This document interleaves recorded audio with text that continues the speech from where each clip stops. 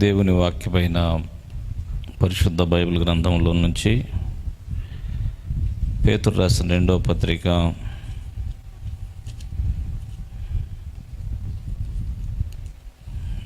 1వ అధ్యాయము 4వ వచనాన్ని మనం చదువుకుందాం.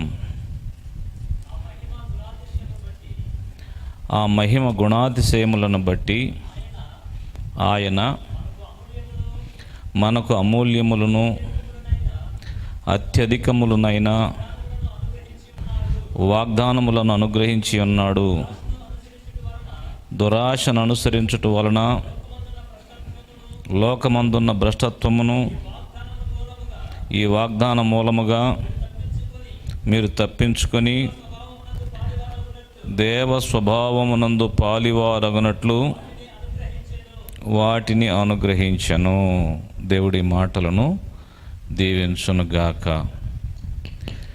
దేవ స్వభావమును గురించి గడిచినటువంటి ఆదివారం మీతో నేను మాట్లాడటం జరిగింది. దేవ స్వభావములో మనము పాలివారం అవటం,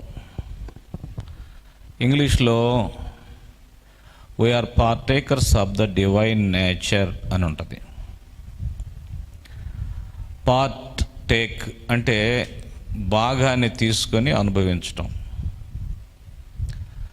దైవ స్వభావములో భాగస్థులు అవటం. ఇలా భాగస్థులు అవటం వలన లోకమందున్న భ్రష్టత్వాన్ని నుంచి తప్పించుకుంటాం. ఇలా దైవ స్వభావంలో మనల్ని భాగస్థులుగా చేసేది ఎవరంటే దేవుని వాగ్దానాలు. దేవుని వాగ్దానాలపైన మనం ఆధారపడ్డప్పుడు మనలో నుంచి దేవ స్వభావం బయటికి వెళ్తుంది. అయితే ఇప్పుడు నేను మీకు దేవ స్వభావం మనలోకి ఎప్పుడు వచ్చింది అనే విషయాన్ని మీకు జ్ఞాపకం చేస్తాను. దేవ స్వభావము ఏ టైంలో మనలో ఎంటర్ అయింది, మనలోనికి దేవ స్వభావము ఎప్పుడు దేవుడు ప్రవేశపెట్టాడు? యోహాను సువార్త 1వ అధ్యాయం 12వ వచనం. యోహాను సువార్త 1వ అధ్యాయం 12వ వచనంలో తన్ను ఎందరు అంగీకరించిరో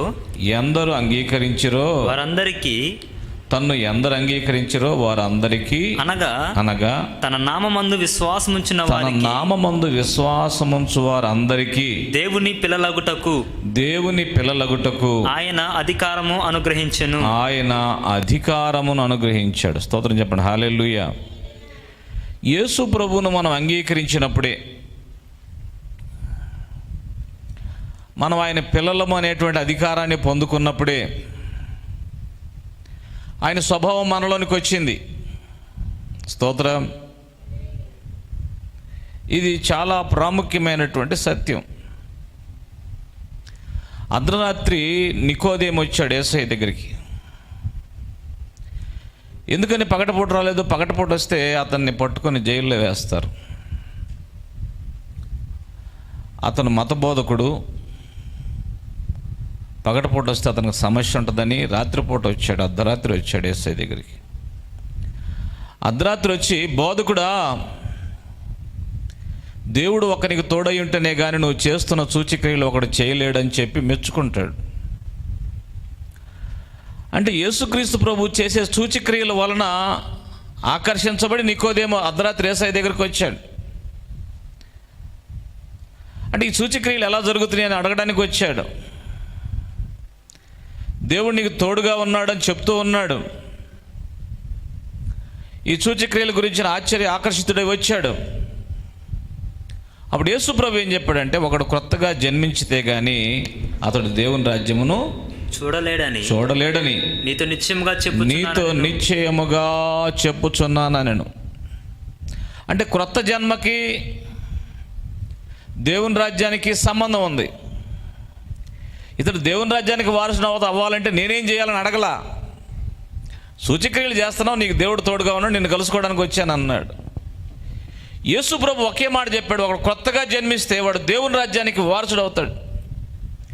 దేవుని రాజ్యాన్ని చూస్తాడు, దేవుని రాజ్యంలో భాగస్థుడు అవుతాడని చెప్పాడు. స్తోత్రం చెప్పండి, హల్లెలూయా. ఈ క్రొత్త జన్మ అనేది ఏ జన్మ? ఇతడు అడిగాడు, నేను ముసలివాణ్ణి కదా, మళ్ళీ తల్లి గర్భంలోకి వెళ్ళి మళ్ళా ఎలా జన్మించగలనని అడిగాడు. అలా అడిగినందుకు యేసుప్రభు ఏం చెప్పాడంటే, నేను చెప్తుంది శరీర సంబంధమైన జన్మ గురించి కాదు, శరీర సంబంధమైనటువంటి జన్మనిస్తుంది, నేను చెప్పేది ఆత్మ మూలమైన జన్మ గురించి అంటాడు. అంటే ఒక వ్యక్తి యేసుక్రీస్తుని అంగీకరించినప్పుడు అతడు దేవుని బిడ్డగా మారాలి అంటే అతడు ఆత్మ మూలముగా జన్మించాలి. నీ ఆత్మ తిరిగి జన్మించాలి. పాపము చేత అపరాధం చేత చచ్చిన నీ ఆత్మ బ్రతకాలి. చచ్చినవాడు బ్రతకాలంటే ఏం కావాలి? జీవం కావాలి. స్తోత్రం చెప్పండి, హల్లెలూయా.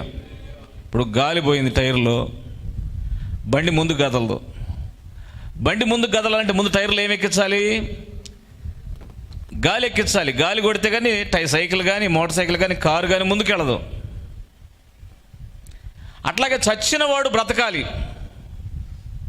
పాపము చేత అపరాధము చేత నీ ఆత్మ చచ్చిన స్థితిలో ఉన్నది, డెడ్ కండిషన్లో ఉన్నది.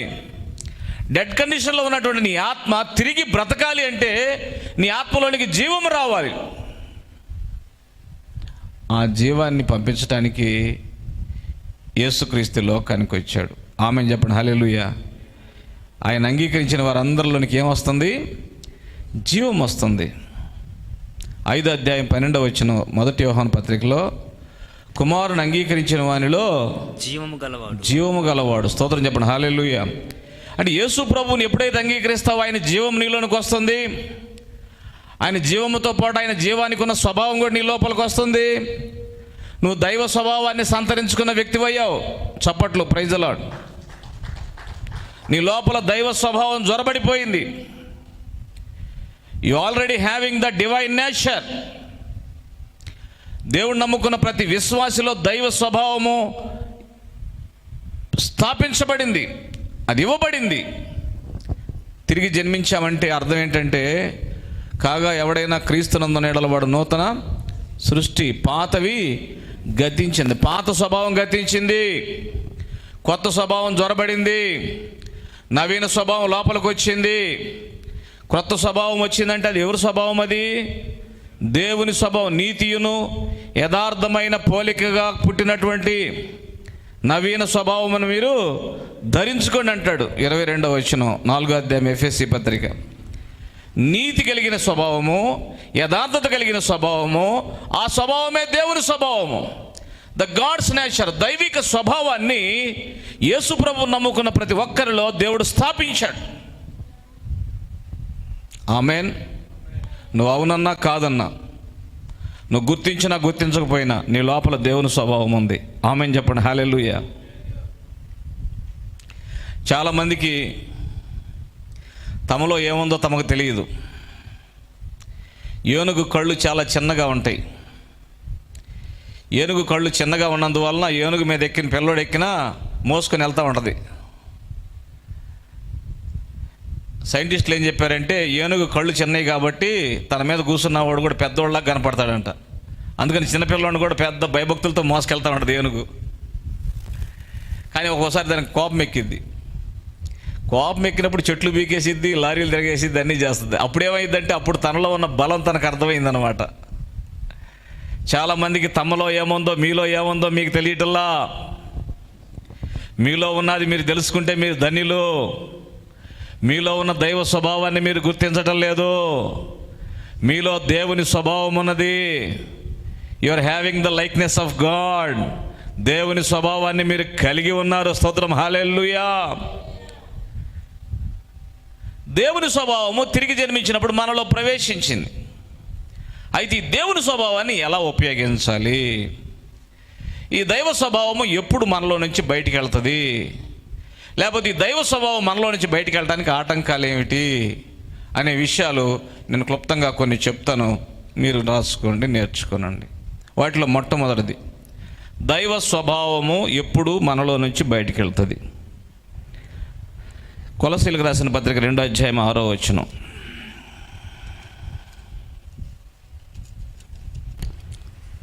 కావున మీరు ప్రభువైన యేసుక్రీస్తును అంగీకరించిన విధముగా ఆయన యందు వేరు పారిన వారై ఇటువలే కట్టబడుచు మీరు నేర్చుకున్న ప్రకారముగా విశ్వాసమందు స్థిరపడుచు కృతజ్ఞతాస్తుతులు చెల్లించుట యందు విస్తరించుచు ఆయన యందుండి నడుచుకొనుడి.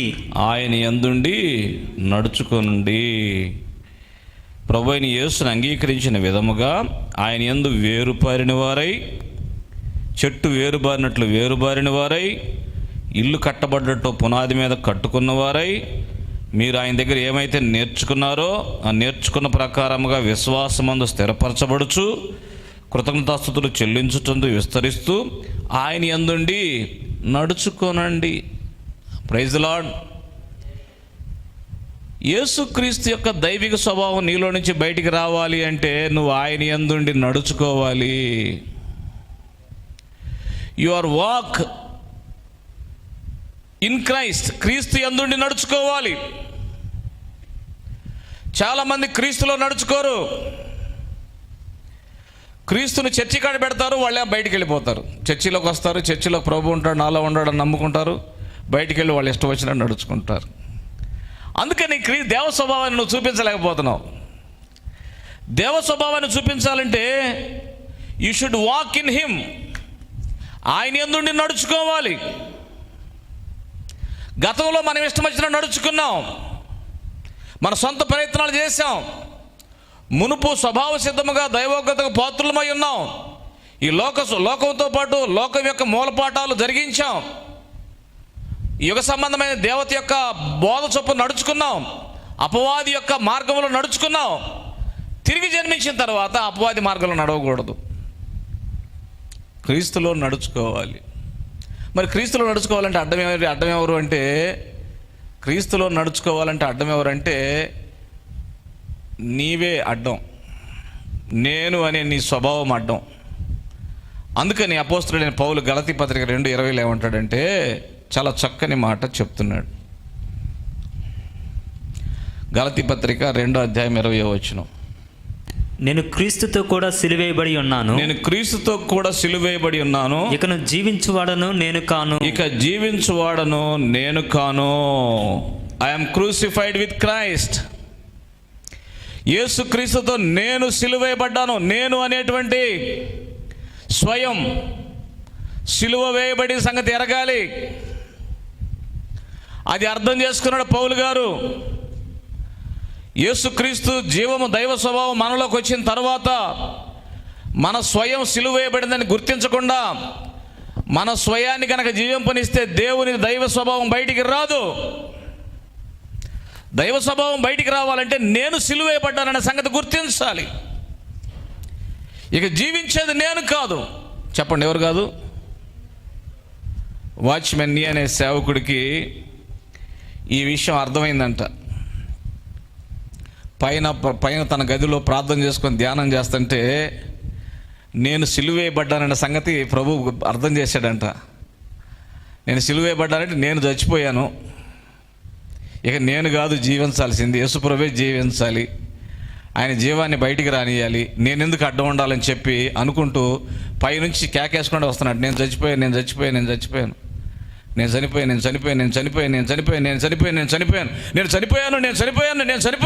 నేను లేను అంటున్నాడు. మీరు బతికే ఉన్నారు కదా సార్? బ్రతికున్నానయ్యా, నేను బ్రతికున్నాను. అయితే నా లోపల నేను అనేది అహం చచ్చిపోయింది. ఈ రోజున చాలామందికి వాళ్ళల్లో అహం పనిచేస్తుంది. అహం, నేను, నాది, నా ఊరు, నా ఇల్లు, నా డబ్బు, నా సేవ, నా బ్రతుకు. ఇప్పుడు ఇది చాలా ప్రమాదకరమైన విషయం. నువ్వు క్రీస్తులోకి వచ్చిన తర్వాత క్రీస్తు శిరస్సు, నువ్వు శరీరానివి. ఆ శిరస్సుకు నువ్వు అతుక్కున్నావు. ఆ శిరస్సుకు అతుక్కున్నాక నాదంటే శిరస్సు తీసి పక్కన పెట్టి మొండెం వరకు నడుచుకుంటూ వెళ్ళాలి. మొండెంతో నువ్వేం చేస్తావు? తల లేకుండా, నాకు తల బరువుగా ఉందండి, తల తీసి పక్కన పెడతానంటే తల తీసి పక్కన పెట్టు, నువ్వు నడుచుకుంటూ పోదుకొని మొండెంతో అలా పోయి పడతావు. చాలామందికి క్రీస్తును చూపించడం చేత కావట్లేదు, తమలో క్రీస్తు ఉన్నాడనే సంగతి అర్థం కావట్లేదు. క్రీస్తు యొక్క స్వభావం ఉన్నదనే సంగతి గుర్తించకుండా వాళ్ళే బ్రతుకుతున్నారు. నేనంటే ఏంటనుకున్నావు పాస్టర్ గారు అన్నాడు ఒక ఆయన. నువ్వంటే ఏంటనుకుంటున్నావు? ఏమనుకోవట్లేదు అన్నాడు. ఏమనుకోలేకపోవడం. నేనంటే మామూలు కదండి. మరి ఎవరు నువ్వు?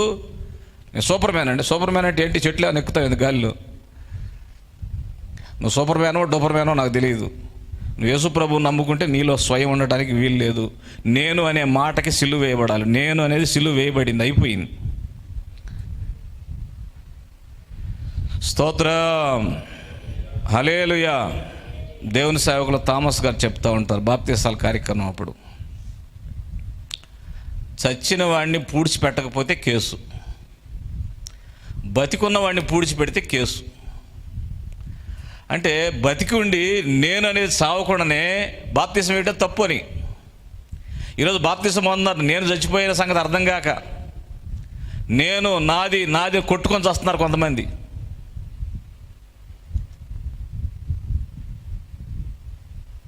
ఇది చాలా ప్రమాదకరమైన విషయం. దేవుని బిడ్డలారా, సత్యాన్ని గ్రహించండి. నేను కాదు క్రీస్తే అని చెప్పాలి. జీవించువాడును నేను కాదు క్రీస్తే నాయందు జీవించుచున్నాడు. అప్పుడు దైవ స్వభావం బయటకు వస్తుంది. The power of the divinities will come from you. నీ లోపల నుంచి బయటకు వస్తుంది. It will flows from you. నీలో నుంచి జీవజల నదిలాగా దైవ స్వభావం ప్రవహిస్తుంది. నేను అనే స్వభావం అడ్డం ఉన్నంత వరకు నీలో ఉన్న క్రీస్తు బయటికి రాకుండా అడ్డం ఉంటున్నావు. అందుకని నేను చచ్చిపోయాను, నేను కాదు బ్రతకాల్సింది, నాలో ఉన్న క్రీస్తే జీవించాలి అనే ఆ గమనంలోనికి రావాలి. నీ మాటకారితనం, నీ చదువు, నీ తెలివితేటలు, మీ అత్తగారు, మీ మామగారు, మీ అన్నగారు, మీ తమ్ముడు గారు, మీ బంధువులు, మీ స్నేహితులు ఎవరిని చూసి అతిశయపడుతూ, కొందరు గుర్రములను బట్టి రథములను బట్టి అతిశయపడతారు. నో నో నో నో నీ గుర్రాలు, నీ రథాలు దేనికి పనికిరావు. నేను అనేది చావు కొట్టేసేయాలి. నేను అనేది చచ్చిపోయిన సిలువ వేయబడింది. దాన్ని అర్థం చేసుకో. నేను అనేది నువ్వు బ్రతకూడదు. ఇక నేననే మాట మాట్లాడకూడదు, నాది అనే మాట మాట్లాడకూడదు. అప్పుడు క్రీస్తు జీవం బయటికి రాదు. క్రీస్తు జీవం బయటికి రావాలంటే క్రీస్తు యందుండి క్రీస్తును పోలి క్రీస్తునే నడుచుకోవాలి. ఆమెన్ చెప్పండి, హల్లెలూయా. క్రీస్తులాగా ప్రేమించాలి, క్రీస్తులాగా మాట్లాడాలి, క్రీస్తులాగా పరిచర్య చేయాలి, క్రీస్తులాగా తగ్గించుకోవాలి. క్రీస్తు ఎలాగ జీవించాడు అలాగ జీవించటానికి నువ్వు ఇష్టపడితే దేవుని స్వభావం నీలో నుంచి బయటకు వస్తుంది. స్తోత్రం, హల్లెలూయా. ఇక రెండవది, మనలో నుంచి ఆయన స్వభావం బయటికి రావాలి అంటే ఏం చేయాలి? చూడండి, యోహాను సువార్త 15వ అధ్యాయం 5వ వచనం. యోహాను సువార్త 15వ అధ్యాయం 5వ వచనం.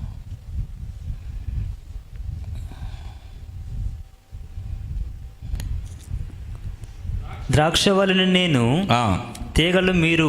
అవును.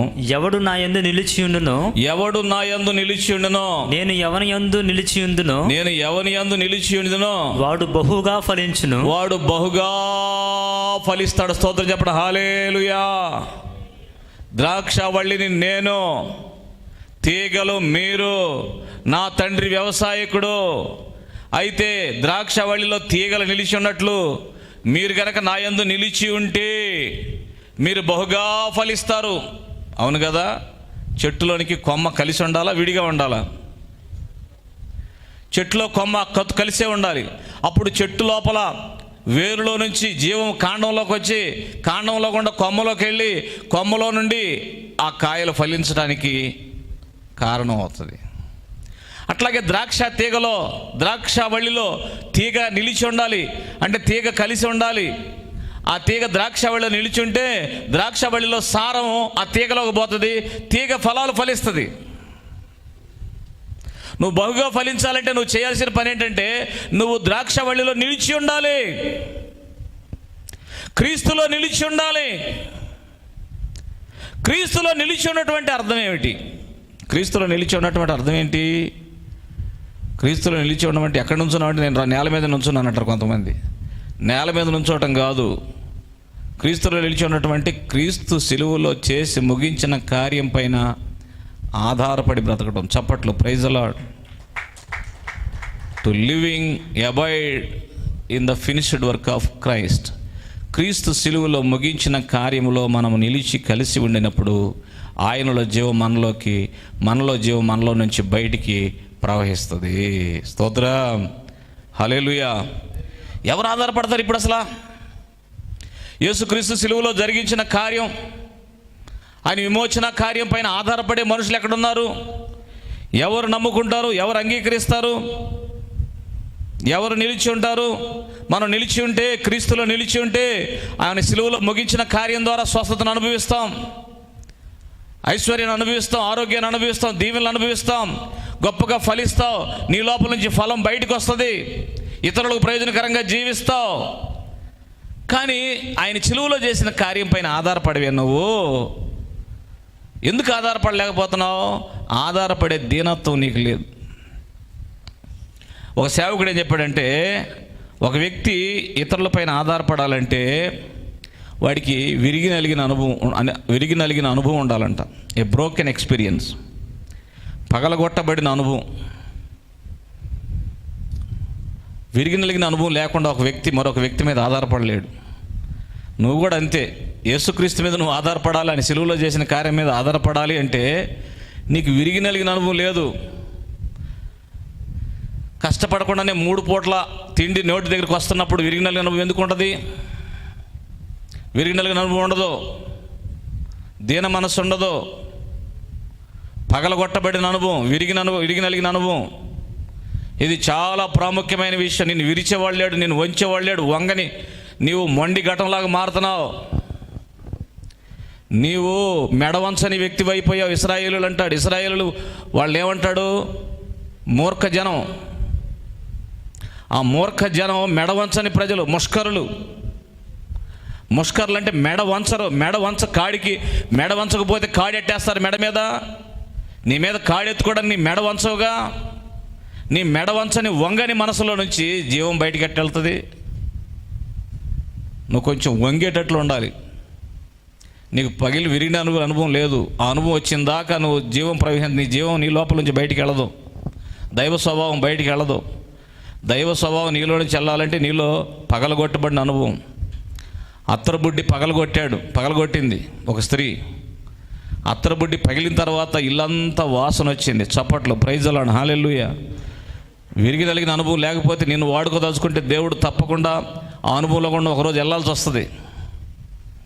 ముందే నేను విరిగిపోయాను ప్రభువా, సిలువలో మొత్తం అయిపోయింది నా జీవితం అని సత్యాన్ని అంగీకరించి సిలువలో జరిగిన కార్యం పైన విశ్వాసం ఉంచి లోబడితే నీకు ఆశీర్వాదం. లేకపోతే కష్టం. నీ జీవితంలో దేవుని కొరకు వాడబడటం కష్టం. పగలగొట్టబడని ఆ యొక్క అత్తరబుడ్డిలో వాసన ఎట్లా బయటికి రాదో, వంగకుండా విరగకుండా ఉన్న నీ లోపల నుంచి కూడా దైవ స్వభావం బయటికి రాదు. స్టిఫ్గా ఉండి నేనేంటి ఏంటనుకున్నావు, నన్ను ఎవరు గౌరవించట్లేదే, నాకెవరు బ్యాండ్ మేళం ఊదట్లేదంటే నీ ముందు బ్యాండ్ మేళం ఎవరు ఊదరు. నువ్వు విరిగి నలిగిన అనుభవం కావాలి, నీకు దీన మనసు కావాలి. అప్పుడే నీ లోపల నుంచి దైవ స్వభావం బయటకు వస్తుంది. స్తోత్రం, హల్లెలూయా. గట్టిగా చప్పట్లు కొడదాం, ప్రైజ్ ది లార్డ్, హల్లెలూయా. ఇది చాలా ప్రాముఖ్యమైన విషయం అండి. విరిగి నలిగిన అనుభవం కావాలి. నేను ప్రభువు మీద ఆధారపడడానికి నాలో ఎన్నో విరిగి నలిగిన అనుభవాలు నా జీవితంలో చోటు చేసుకున్నాయి. యేసురాజు అనే సోదరుడు మరణించినప్పుడు నా జీవితం అంతా విరిగిపోయింది, ముక్కలైపోయింది. ఏం చేయాలో అర్థం కాని పరిస్థితి నా జీవితంలో చోటు చేసుకున్నప్పుడు సిలువే నా శరణం అని చెప్పి సిలువ పైన ఆధారపడినప్పుడు దేవుడు నాకు సహాయం చేశాడు. అటువంటి అనుభవాలు ఎన్నో జరిగినాయి. హాస్పిటల్లో విరిగిపోయిన పరిస్థితులు నాకు ఎదురైనాయి. ఆ పరిస్థితుల్లో నాకు సిలువలో యేసు ప్రభువు చేసి ముగించిన కార్యం తప్ప నాకు వేరొక ఆధారం దొరకలేదు. కంప్లీట్గా ఆయన మీద ఆధారపడి ఆయన యందు విశ్వాసం ఉంచి ఆయన పనిలో ముందుకు సాగడానికి ఆ విరిగి నలిగిన అనుభవం నాకు అవసరమైంది. అది నాకు ఇచ్చాడు దేవుడు. దేవుని స్తుతించండి, చెప్పండి హల్లెలూయా.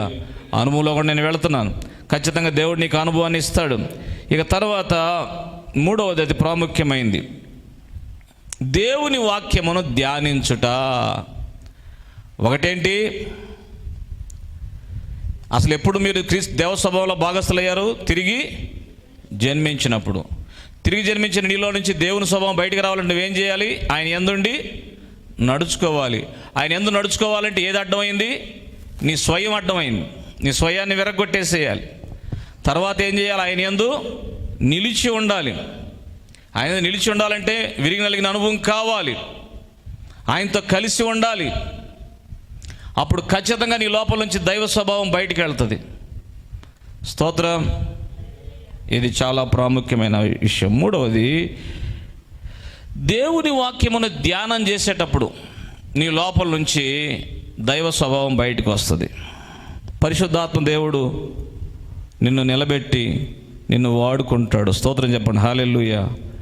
మనం దేవుని వాక్యాన్ని ధ్యానం చేస్తున్నప్పుడు యెహోషువ గ్రంథం 1వ అధ్యాయం 8వ వచనంలో చక్కని మాటను పరిశుద్ధాత్ముడు యెహోషువకు తెలియచేస్తున్నాడు. చదువయ్యా. ఈ ధర్మశాస్త్ర గ్రంథమును బోధింపక తప్పిపోకూడదు. దానిలో వ్రాయబడిన వాటన్నిటి ప్రకారము చేయుటకు జాగ్రత్త పడినట్లు దివారాత్రములు దానిని ధ్యానించిన ఎడల నీ మార్గమును వర్ధిల్ల చేసుకుని చక్కగా ప్రవర్తిస్తావు. దేవ స్వభావం నీ లోపల నుంచి బయటికి రావాలంటే, చక్కగా నువ్వు ప్రవర్తించాలంటే దేవుని వాక్యమును ధ్యానించాలి. ఎప్పుడంటే దివారాత్రములు ధ్యానించాలి. ధ్యానించడం అంటే అర్థం ఏంటి? వ్రాయబడిన వాక్యాన్ని మళ్ళా నోటితో పలకటమే, మరలా మరలా మాట్లాడటమే. అలా మాట్లాడటం వల్ల దైవ స్వభావం విడుదలవుతుంది. ఉదాహరణకి ఆయన పొందిన గాయముల చేత నీకు స్వస్థత కలుగుతుందని వాక్యం ఉంది. ఆ వాక్యాన్ని పదే పదే మాట్లాడుతున్నావు. నేను స్వస్థత పొందానని మాట్లాడుతున్నావు. దైవ స్వభావం విడుదలవుతుంది, నీకు స్వస్థత కలుగుతుంది. ఆమేన్ చెప్పండి. హల్లెలూయా. కనుక దైవ వాక్యాన్ని ధ్యానించాలి. దైవ వాక్యం ధ్యానించినప్పుడు నీ ఆత్మ బలపడుతుంది. నీ అంతరంగ పురుషుడు శక్తివంతుడిగా నిలబడతాడు. కరోనా లాంటి భయంకరమైన వ్యాధులు వచ్చినా కూడా జయించడానికి ఈ యొక్క అద్భుతమైనటువంటి దైవ స్వభావం నీకు ఉపయోగపడుతుంది. ఈ దేవ స్వభావం నిన్ను బలపరుస్తుంది. ఈ దేవుని వాక్యం ధ్యానించాలి. ధ్యానిస్తున్నప్పుడు నీకు వెలుగు కలుగుతుంది. నా వాక్యం వెల్లడగొడతాడనే వారికి వెలుగు కలిగిన, నీ వాక్యం వెల్లడగొడతాడనే వారికి వెలుగు అర్థం కావట్లా. వాక్యం అర్థం కావట్లా. వాక్యం అర్థం కావాలంటే వాక్యం వెల్లడి కావాలి. వాక్యం వెల్లడి కావాలంటే వాక్యాన్ని ధ్యానం చేయాలి. వాక్యాన్ని మాట్లాడాలి. వాక్యాన్ని తిరిగి మాట్లాడాలి. అదే వాక్యాన్ని మరలా మాట్లాడాలి. మరలా దేవుని వాక్యాన్ని మాట్లాడుతూ దైవ స్వభావాన్ని నీ లోపల నుంచి బయటికి రిలీజ్ చేయాలి. అప్పుడు దేవుని స్వభావం నీ లోపల నుంచి విడుదలై నీ దేహంలోనికి, నీ మనసులోనికి, నీ ప్రాణంలోనికి జొరబడి నిన్ను బలపరుస్తుంది. నీ ద్వారా ఇతరులకు కూడా దీవెన కలుగు చేస్తుంది. ఇది దైవ స్వభావంలో పాలివారు అవటానికి కొన్ని సాధనాలు మీకు చెప్పాను. ఒకటి, ఆయన యందు నడుచుకోవాలి. రెండవది, ఆయన యందు నిలిచి ఉండాలి. మూడవది, ఆయన వాక్యమును ధ్యానించాలి. ఇక నాలుగవది, ఆయన శరీరమును, ఆయన రక్తమును ప్రతి ఒక్క సందర్భంలో కూడా మనం తీసుకుంటూ ఉండాలి. చూడండి, దేవుని వాక్యములో ప్రభు యొక్క శరీరం, ప్రభు రక్తాన్ని భుజించి పానం చేయాలి. 1 కొరింథీ 10వ అధ్యాయం 16వ వచనం.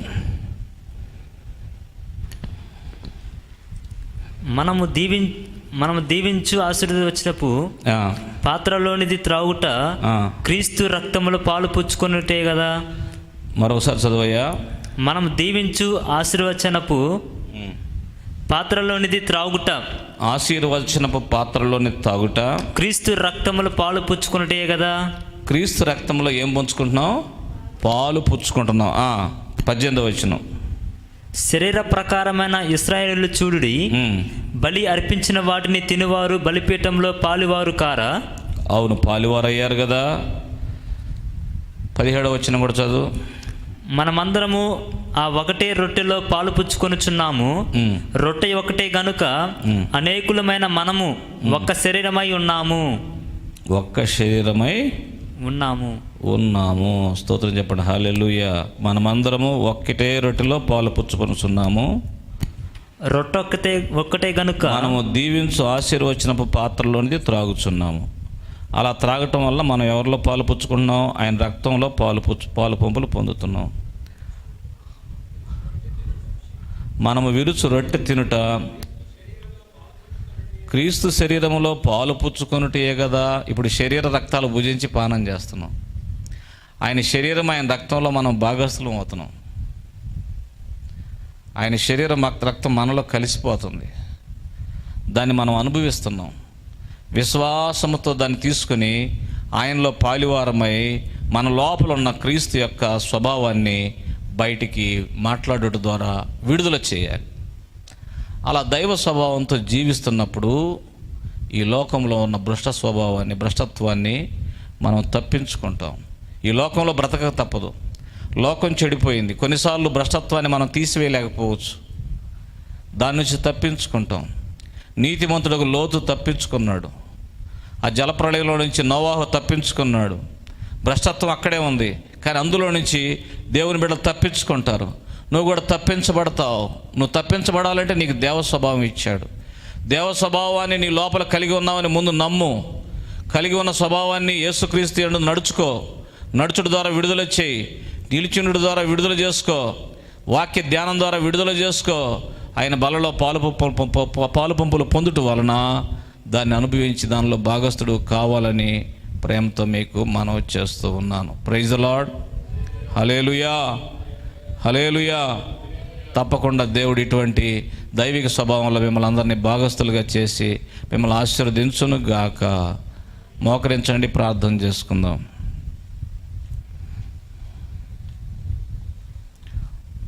ప్రార్థన చేసుకుందాం.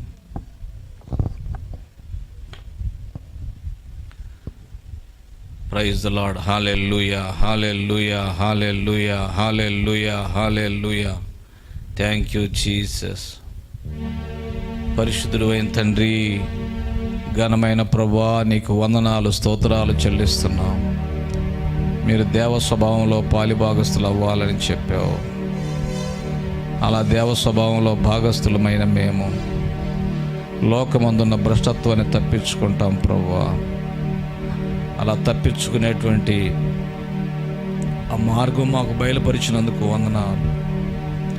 మీ కృప మాకు దయచేస్తున్నందుకు వందనాలు. మీ అందుండి నడుచుకోవడానికి సహాయం చేయి. స్వయాన్ని, సొంత చిత్తాన్ని సిలువ వేసిన అనుభవంలోకి మేము రావాలి. నేను జీవించువాడు నేను కాదు, క్రీస్తే. నేను క్రీస్తుతో పాటు సిలువ వేయబడ్డానని పౌలు గ్రహించాడు. ఈ రోజుల్లో ఎంతోమంది సిలువ వేయబడిన అనుభవంలో లేరు నాయన. ఆ సిలువలో మా యొక్క స్వయం చనిపోయింది. ప్రాచీన స్వభావం సిలువలో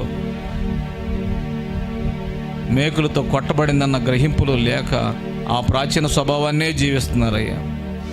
ఆ ప్రాచీన స్వభావంతో క్రొత్త జీవాన్ని ఎలా విడుదల చేస్తారు? దేవ స్వభావాన్ని ఎలా విడుదల చేస్తారు? వారి అజ్ఞానం నుంచి వారిని విడిపించండి. నా జనులు జ్ఞానము లేని వారై నశించిపోతున్నారని చెప్పావు నాయన. వాళ్ళకి ఆ జ్ఞానం దయచేయి, వివేచన దయచేయి, అద్భుతములు జరిగించండి. మీ నామానికి మహిమ తెచ్చుకోండి ప్రభువా. ఆశ్చర్యకరంగా మీ అందు నడుచుకోవడానికి సహాయం చేయండి. మీలో నిలిచి ఉండడానికి సహాయం చేయండి. విరిగి నలిగిన అనుభవంలో వాళ్ళు సాగటానికి మీరు కృప చూపించండి. జయమిచ్చి నడిపించండి. వర్ధిల్ల చేయండి. వాక్య ధ్యానం నేర్పించండి. మీరే బలపరచండి, వర్ధిల్ల చేయండి. సమస్త ఘనత మహిమ ప్రభావాలు మీరు ఆరోపించుకోండి. ప్రత్యేకంగా కరోనా రోగుల కోసం ప్రార్థిస్తున్నాం. రోజుకి 20,000 మంది రోగులైపోతున్నారు ప్రభు.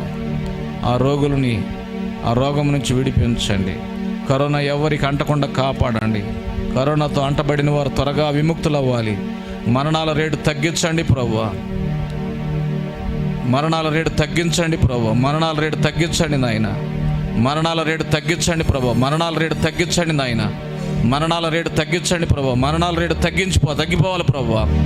కరోనా యొక్క వేవ్ అనేది అంతరించిపోవాలి నాయన. లాక్డౌన్లు పెడితే ప్రజలు బతకలేరయ్యా. ఆర్థికంగా ఇబ్బందులకు గురైపోతారయ్యా. కుటుంబాల పోషణ అవసరం ప్రభువా. మనుషులు బ్రతకాలి కదా ప్రభువా. పశువులు బ్రతకాలి నాయన. జీవనోపాధి కావాలి ప్రభువా. తండ్రి, మీ మహా కనికరం దయచేయండి. త్వరగా ఈ యొక్క సెకండ్ వేవ్ అంతరించిపోయి లాక్డౌన్ ఎత్తివేయబడి ప్రజలు ప్రశాంతంగా జీవనం గడపడానికి మాస్క్ లేని జీవితం దయచేయండి ప్రభువా. మాస్క్ లేకుండా బ్రతకడానికి ప్రజలకు బంధ విముక్తులుగా చేయండి ప్రభువా. మీ నామానికి మహిమ తెచ్చుకోండి. మీరే దీవించండి. అద్భుతములు జరిగించండి. మహత్కార్యములు చేయండి ప్రభువా. యేసు నామములో స్తుతించి ప్రార్థన చేసి వేడుకుంటున్నాము తండ్రి.